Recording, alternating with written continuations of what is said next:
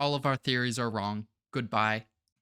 Alrighty, folks, that is about gonna do it for this week's Hunter x Hunter chapter review. I hope you guys will see me next week. I hope you stick around, like, subscribe, and I hope you have a wonderful day. No, I'm just kidding, guys. We're not actually cutting it off there. Anyway, let's just get right into it. So we just pick right back up with Kurapika's announcement that Prince Wobble is not eligible for the succession contest, and yeah, fucking somehow this turned out to be actually true. What the fuck? What the fuck? I mean, nobody predicted this. I'm pretty sure. Yeah, nobody predicted this. See, a long time ago, folks, people pointed out that Shimanu's name was in fact pronounced Shimanu, and everybody just assumed that was a typo by Togashi that just slipped by the translators and didn't get fixed in the volume release. But no, that's actually on purpose.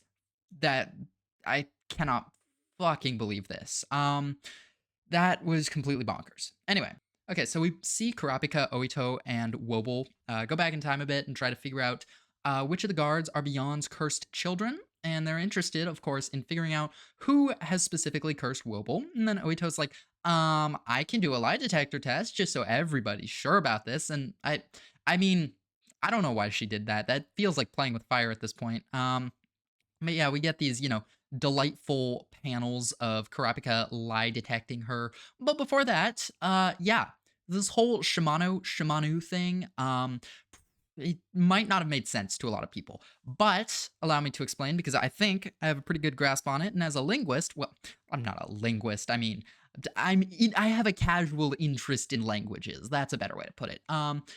This is pretty interesting stuff to me. So, I mean, it's been widely speculated that Kakin is, it's analogous to China. And I think this really hammers it home because the whole thing they're talking about is effectively similar to the Chinese language concept of tones, which is, these specific inflections that you apply to certain words to give them different meanings that are really subtle and hard to detect for non-native speakers.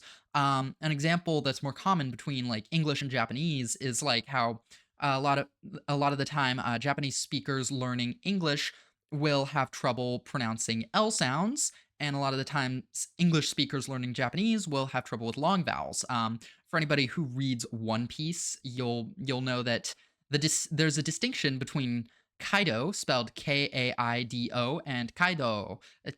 Am I saying this right? Kaido. It's really subtle and hard to tell. And like Kurapika, I probably get it right about half the time. And a lot of the time, because English speakers just won't notice the difference, it's romanized with a shortcut as just with no difference with the regular vowel sound. But sometimes people add like a U or an extra O or a little line above the vowel in question on the end there, as the Viz translation elected to do with Kaido, and that's why you see Kaido's name spelled differently in between scans and the Viz translation. And so it's a case of that. And also, according to the Voracious Drake translation, which is what I read, we have it confirmed that the adjective for Kakin is not Kakinian, it's Kakinese, which I like better, honestly. I'm gonna stop saying Kakinian. I'm gonna start saying Kakinese because that sounds hard as fuck. I shouldn't say confirmed because I mean I assume in Japanese it's Kakinjin, but and it's up to us to translate that how we will. But okay, we're getting into the weeds. So yeah, so effectively the concept of Kakinese tones is introduced to us, and this is going to make me reread this entire arc with like my set of paranoia goggles on, looking for any minor pronunciation differences because holy fuck, what a plot twist. So anyway, this idea of Kakinese tones is then used to introduce us to this fucking insane plot twist. So, to my understanding, Oito and her sister both have babies that look alike because all babies look alike unless they're really ugly. That's why I always tell people I don't want to see a picture of your baby unless it's a really ugly baby. And essentially, one of them is a boy, one of them is a girl. Both of them are named Wobble, but that in Kakinese, the Wobble masculine and the Wobble feminine sound different, but Kurapika didn't really notice. Bill, however, did notice and talked with Kurapika about it. Um, and so essentially, this is just such a linguistic mindfuck. Oito has been saying Wobol's name differently to avoid setting off Kurapika's dowsing chain and correspond with gender. But Kurapika didn't fucking notice because I mean, he speaks the in-world equivalent of Japanese. He doesn't understand the Kakinese tones. That's crazy. That's an insane twist, and I honestly love it. I mean, a lot of people I shouldn't say a lot of people. I've seen a few people get upset about this because they're like, "No way. How could we have predicted this? This is so out of nowhere. This is such an asshole." Well, the mistake people make because this is such a fucking long-running arc is that we are still in the early stages of it, so to speak. Just because of the scope and scale of it, we're not at the point where we should anticipate plot twists so much as new information is constantly being revealed to us with no prior warning because we weren't supposed to be theorizing about it. And that makes my job a little difficult as, someone who makes her YouTube career doing theories, but c'est la vie, c'est la vie. Whatever.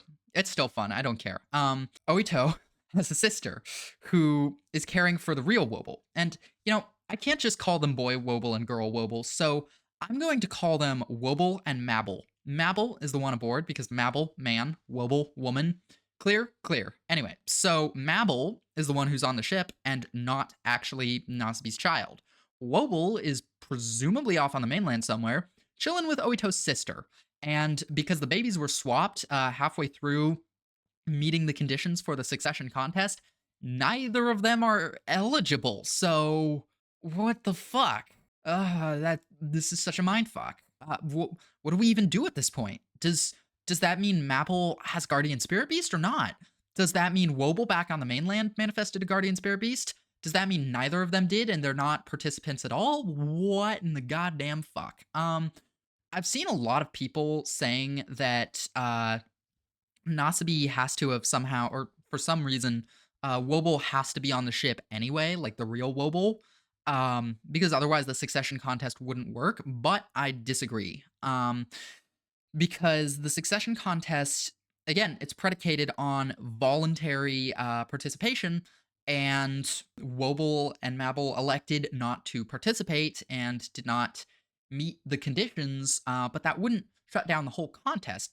It would run just with fewer people involved, So the baby's not part of it. The baby's not part of it. What the fuck do we do now? Or like, what is Sarah Hell gonna do? She's gonna have to. She doesn't get an easy out. She has to live because she has no reason to kill herself anymore. And anyway, so this is a whole thing. By this I mean the whole like identity swapping. It's just another motif that Togashi's got with this whole arc. Oh, Togashi's got a fuck ton of motifs in this arc. Postmortem Nen's a motif. Using people as ammunition is a motif. Class segregation is a motif. Oh my god, do we have any other motifs? Yeah, identities. Morena's not the real Morena. Hisoka wasn't the real Hisoka, he was Benolanov. Balsamoko's not the real Balsamoko, he's Halkenberg. Kacho Beast isn't the real Kacho. Are there any others? I feel like I'm missing some. But now Wobble's not the real Wobble. Like, what the fuck, man? What the fuck? Yeah, Togashi's clearly doing something with this. What's he doing and why? I don't know yet. We just need to sit back and observe. Not everything needs an immediate theory video. So yeah, Oito got busted. And yeah, she basically says her plan was like, this was a last-ditch resort in case Mabel got targeted. And it looked like she couldn't do anything about it and obviously she wouldn't want to reveal this because, it might be considered treason. And that explains why she was so nervous about it in the last chapter. But Bill, who apparently speaks Kakinese, he caught this and explained it. And so now we know the truth. Anyway, so after this reveal, Kurapika is hoping that a bunch of people were gonna quit. They only lost Slacka, which is, unfortunate because they were basically hoping that Benjamin or Zhonglei's guards would quit because that would sort of, that would lend credence to the whole story because right now people aren't sure if they can buy it. And I have a bit of a conspiracy theory here. I think that Benjamin's people, they do in fact believe all this. They believe it 100%. However, this is actually a bad thing because now, instead of targeting Mabel, they are going to target Kurapika. Because make no mistake, Kurapika is still a huge problem for them because he's not just protecting Mabel. He is protecting everybody. He's trying to slow the roll on the succession war. He is giving people Nen, and that gets rid of the advantage that Benjamin's guards have. So Kurapika is a huge problem for Benjamin's guards, and he's still going to be targeted. And now this whole thing, oh my god, it just recontextualizes so much. Other people are saying like, Benjamin's baby is involved in this somehow. I think that might be just a case of people going like I did last week. Well, there's only one other baby in this arc. They've got to be connected somehow because babies. I don't know. I think the simpler explanation is that Oito is telling the truth. The real Wobble is not on board the ship. However, the real Wobble is still in danger because of Beyond's curses. Presumably, with such a ridiculous activation requirement, Wobble could still be a target. The real Wobble could still be a target of these curses. Kurapika has no idea how they actually work, as specified many times. And so, to make sure Wobble stays safe, they still have to shut down Beyond's plans. And then we find out something interesting. Kurapika still has Kacho's letter up his sleeve. This was not Kacho's letter. So he still has a bomb that he's ready to drop if he needs to. And again, Kacho's letter, those are the ones that got handed out to every prince by Fugetsu so that she could later teleport into the room of any prince of her choosing. So yeah, we, as of yet, because Kurapika asked like last batch of chapters to reveal the letter, but we still have no idea what's in his portion of the Fugetstein files. I guess we might find out. They're just continuing to do the Nen class, and oh my god, the walls of text are back. And honestly, after last batch of chapters being a lot less wordy, I like this. I like this. It makes me feel almost nostalgic to when I was first reading the Succession War arc like a few years ago. I know a lot of people might not like this, but I really do like this. Oh my god. Sorry, if I sound out of it or frazzled, I am, because what the fuck was this entire twist? I can't get over it. Fucking Chinese tones came into this somehow. This is just, yeah. Like, what do I even say to this, man? What do I even say to this? Anyway, something I didn't really expect would happen in this chapter is A, we figured out who Beyond wants to meet with, and B, he was actually allowed to meet. And I was kind of right. It was Cleopatra, the High Court Justice of the Kakinese Justice Bureau. I'm going to start saying Kakinese every chance I get because I like that word. Here's the thing. I almost called this. What I actually said was he might want to meet. Well, what I predicted was he was going to want to meet with somebody who seems like a bit of a nothing burger character, like some generic official, Steiner, Kaiser, etc., as part of some scheme to activate the curses and pull the trigger on that, which might still be the case. We don't know or not. But I specifically named Kaiser because I thought, oh, he might want to meet with somebody in the Kakinese Justice Bureau under the guise of attending to his legal rights or some shit. And that's exactly what happened. It's just, it was Cleopatra and not Kaiser because I guess, I guess I have some internalized misogyny. I forgot the woman. I know. Typical man moment here. Anyway, so Cleopatra, she comes in and she basically she hands him a shit ton of legal files because, Beyond was logically sued to death because, the whole illegal announcement. He was sued by the V6. But what's very interesting is Beyond actually sued a bunch of other people. He made 1,047 lawsuits because Kakin's not woke enough. What? What? Okay, so there's a lot to unpack here. And I have some thoughts. Obviously, Beyond does not care that Kakin is not woke enough. He does not care. He's using his children as ammunition, so this benefits him somehow. And I have a few thoughts as to how. First thought is if Cleopatra is somehow the trigger to all these Nen curses, filing a shit ton of lawsuits, more than could be reasonably settled in the time of like a few months into the voyage, not a few months, a few weeks into the voyage, it would ensure that he's, able to meet with this person and do that, and he would have a legitimate reason to. Other reasons is because, he's a manipulative bastard.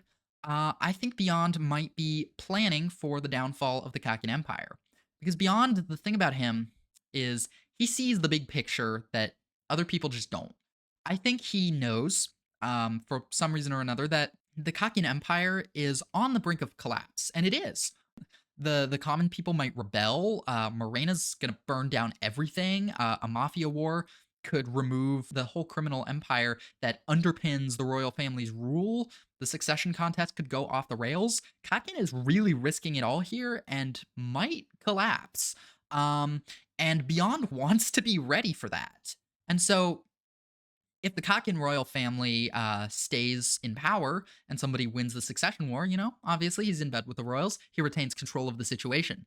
If the common people rise up against the Kakin Empire, however, Beyond can say, look, I've been talking about in all my speeches how all people are equal. And look, I've been suing. I've been suing the Kakin Empire.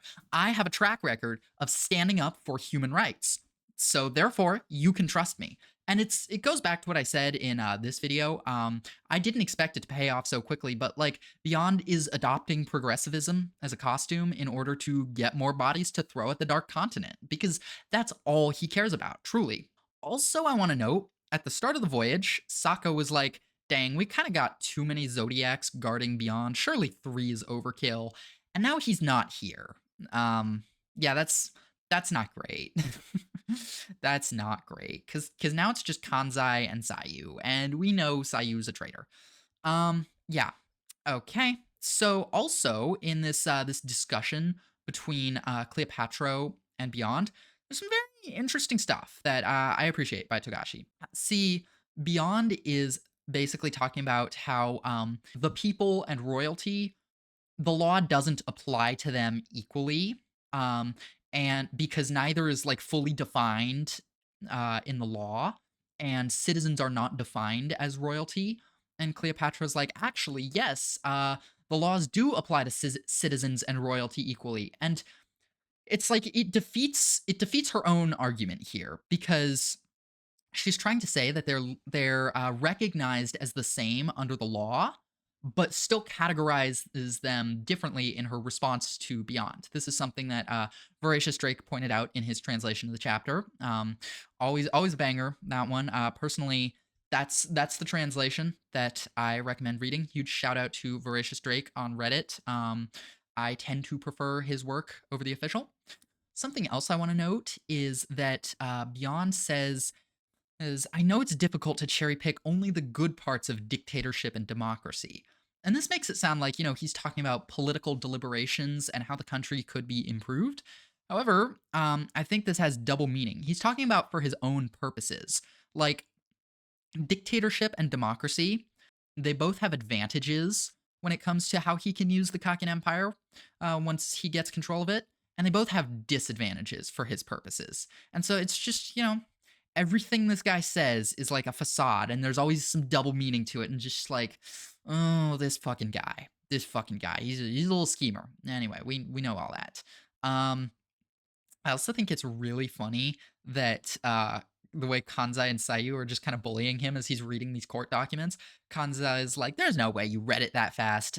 Personally, I think Kanzai is just illiterate. And then Beyond says, "I'll hand them over to you at random, okay?" And I think that's really funny because the court documents are already so confusing, and now Sayu has to hand them over in random order just to be a dick. Obviously, this is all a mockery because Sayu's on Beyond's side, but I do think it's really funny. Also, Cleopatra casually threatening Beyond with the death penalty when he says something that pisses her off, like, yeah, that just a Supreme Court justice of the Kakin Empire doing that. That has to be illegal somehow. But we all know laws don't really apply to rich people and powerful people. So Beyond says, I've known Cleopatra since she was in diapers. Huh. Huh. Check under that woman's tongue right now. Please let me check under her tongue. I want to see under that woman's tongue. Please let me look in her mouth. Anyway, um, so that that really makes me think. Like, I might be on something with my whole Beyond is going to want to see someone innocuous that he has an excuse to see, but who is actually the trigger for the curses. Especially because like if he's known her since she was a baby, she might be his child because who the fuck isn't related to Beyond these days? And that's just wild. It's because I mean, it really shows like Beyond has his tendrils in everything, and most likely Cleopatra has no idea if she is the centerpiece in this plan. But it's also possible she's in on it, and this is like a whole thing that she and Beyond planned, like a whole facade, a whole routine to put on in front of the Zodiacs. So we really have no idea with how deeply laid this dude's plans are.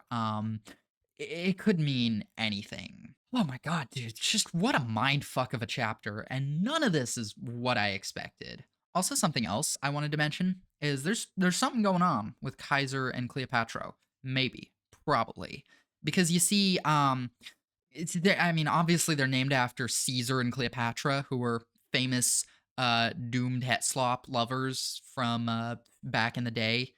Wow, that doomed het slop lovers from back in the day. That is the most zoomer brain rotted sentence I have ever uttered. What the fuck is wrong with me? Anyway, so they co-conspired, and it just implies something is going on between them. And this is important because yes, they are both part of the Justice Bureau. So it could just be that they're both working to further the Justice Bureau's agenda. However, I suspect there's a bit more to it than this. Because you see, Kaiser's whole story is that he's in love with Melody, right? Right?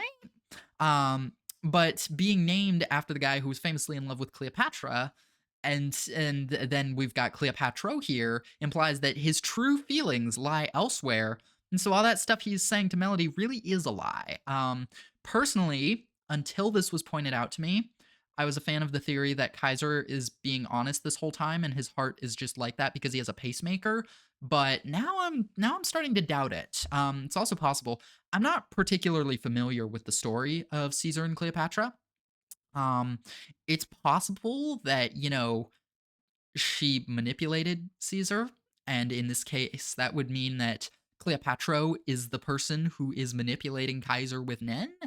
I don't know what to think, but something to keep an eye on. And a lot of people have been saying Kaiser might be involved with Beyond, and now there's 1 degree of separation between them. That's not a lot. So yeah, just something to keep an eye on. And then, something I forgot to go over last week because Hunter x Hunter came back. I was so excited, but I am going to go over this week is bingo. A few weeks ago, not weeks, months. A few months ago, oh my god, time has just flown by. A few months ago, I decided to start a bingo board for this next batch of chapters. And as a reminder, if the bingo board actually, if we get a bingo, someone who commented on that video, link in the description here, is going to get a plushie, a custom-made, homemade plushie of a character of their choice made by my wonderful boyfriend. Anyway, let's take a look at that bingo board right now. As you can see, we have our first square on the bingo board ticked off, and we might be scooting a little towards this second one right here. Who could have thought that they were related? I mean, a fair amount of people could have thought that, actually, because, the Kaiser-Cleopatra name connection. I was not the first, nor will I be the last person to realize that. But yeah, we've got our first one. Exciting. Well, second one, counting the free space. And, yeah, not much more to say about that. Sorry, I was a little lower energy for this one. It's, the initial hype has worn off, and now I'm just like, what the fuck is going on? What the fuck? Anyway, I'm excited to see where all this goes now that the whole Wobble is Beyond's child theory is just, I mean, it feels pretty dead in the water because Oito confirmed that there is no connection between her and Beyond. I guess you could say that like maybe she doesn't know about it, but I don't know about that. I mean, that just feels so overcomplicated, and with what Beyond's got going on, it feels like there's simpler, more effective ways for him to do what he wants to do than to get a queen pregnant and then erase her memory of it. I mean, that's just, yeah, I don't see that being the case. So yeah, one prince down, 13 to go. Why 13? Because I mean, Wobble wasn't even Wobble. Anything could be true at this point. Fucking anything could be true. We have no idea. Who knows? Maybe Momose is still alive and will actually win the succession war. Please God, it would be really fucking funny. Who knows, man?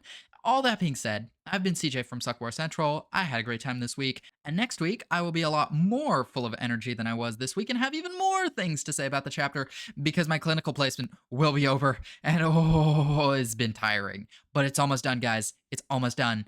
All right, see you folks next week. Love you all, and I hope you have a wonderful day.